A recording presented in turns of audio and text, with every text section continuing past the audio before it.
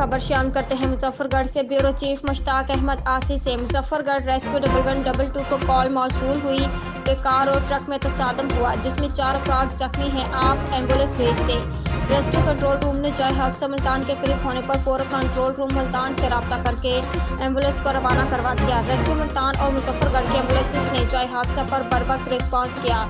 अन्य शाहिदीन के मुताबिक हादसा तेज रफ्तारी के बायस पेश आया। कार में मौजूद फैमिली का ताल्लुक रहीमशाह खान से है। फैमिली कोट अद्दू से घर रहीमशाह खान जा रही थी।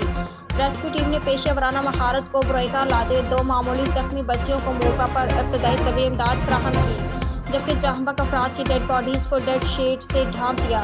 रेस्क्यू टीम ने जख्मी बच्चों को मजीद इलाज मुआवजे और डेड बॉडीज को कानूनी कार्रवाई के लिए नेशनल अस्पताल मुल्तान रेफर कर दिया। मुश्ताक अहमद आसी, जोर न्यूज़, मुजफ्फरगढ़।